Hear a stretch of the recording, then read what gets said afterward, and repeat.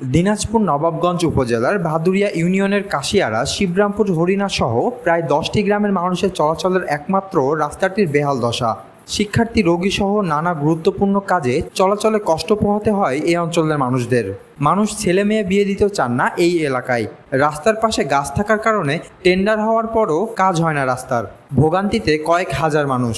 জনদুর্ভোগ ও বিড়ম্বনার অবসান ঘটাতে রাস্তাটি পাকা করার প্রয়োজন এবং রাস্তাটি পাকা করার জন্য গাছগুলো টেন্ডারের মাধ্যমে কাটার জন্য সংশ্লিষ্ট কর্তৃপক্ষের হস্তক্ষেপ কামনা করেন স্থানীয়রা।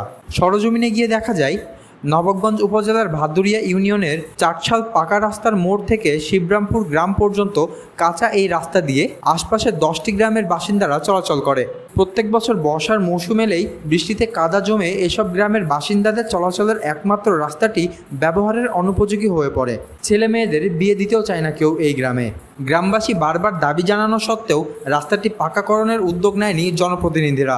এতে প্রায় 10টি গ্রামের 20,000 বাসিন্দা ও স্কুলের শিক্ষার্থীরা ভোগান্তিতে পড়েছেন। একটু বৃষ্টি হলেই রাস্তাটি দেখে মনে হয় হাল চাষ করা জমি। কাদায় ভরা রাস্তা দিয়ে চলাচলে এলাকাবাসীকে সীমাহীন দুর্ভোগ পোহাতে হচ্ছে। স্কুল কলেজের ছাত্রছাত্রী সহ শিশু শিক্ষার্থী ও পথচারী এবং মসজিদের মুসল্লিদের চলাচলের দুর্ভোগের শেষ নেই। রাস্তাটির পাশে থাকা গাছ কর্তন না করার ফলে টেন্ডার হওয়ার পরেও কাজ শুরু হয়নি। এমন ভোগান্তির প্রতিবাদ স্বরূপ রাস্তাটিতে ধানের চারা রোপণ করেছেন গ্রামবাসী ও পথচারীরা।